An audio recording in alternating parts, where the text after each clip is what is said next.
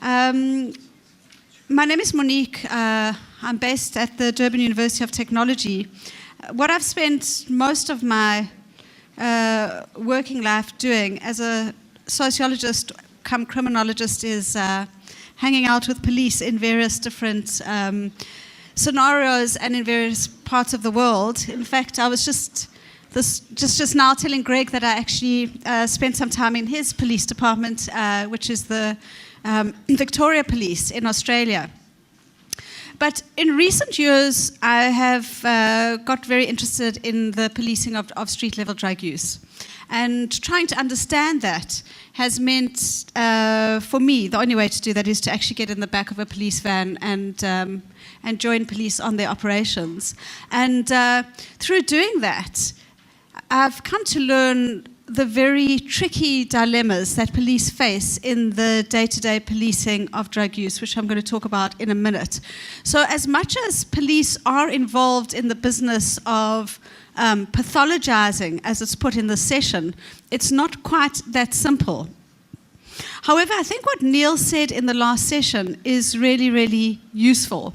He said, I'm just quoting him, I may quote you wrong here, Neil, but I tried to write as you were speaking. He said, I know that I was putting vulnerable people at more risk, and that police have the power and authority to determine the pathways of people who use drugs. That's really my sentence. And really, police do have the power and authority to do a whole range of things that can either have very negative or positive impacts. So my understanding of police is that they're stuck in a dilemma. And the one dilemma is that they have a very good tacit knowledge of what it means to be on the street and to work on the street. And they know, almost implicitly, that criminalization and prohibition doesn't work. It's not something that those of us who are academics and activists in harm reduction have to actually tell the police. They can tell you this, just as Neil has told us now. The question is what to do about it. They also know that dealing with people on the street who possess and use drugs is really not what they would define as their core function. It's not a very exciting work to be doing, and it's also not really helping with, for example, maintaining public order or with dealing with more serious and violent crimes or the detective work, which is critical.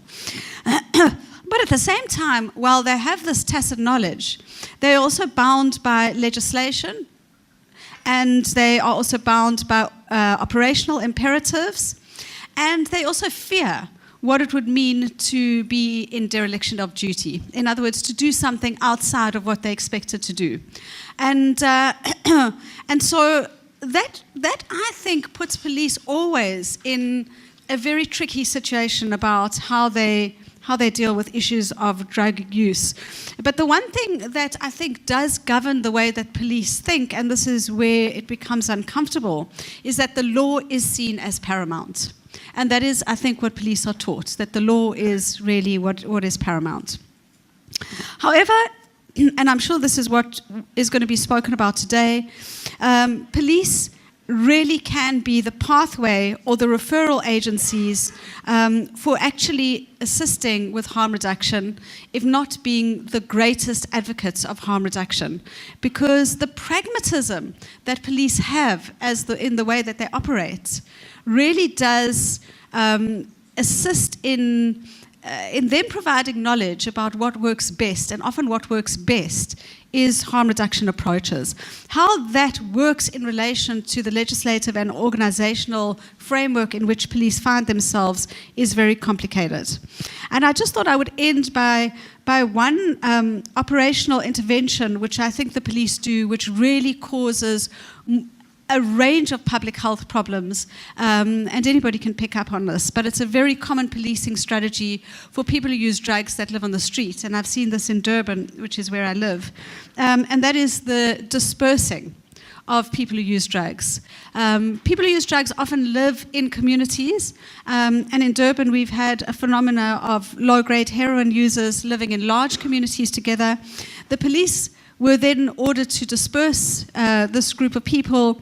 And what we had then was not only a dispersal of people, but a dispersal of public health problems, because people were no longer able to access facilities, they were no longer able to access one another. There was no way of government departments being able to find people to assist them with getting identity documents or with registering for health facilities. And so really, those kinds of tactics do cause more public health harms than they do any good. Having said that, I do want to reinforce that it's not a simple ideological mindset that police simply pathologize people who use drugs, as we've seen from Neil's presentation.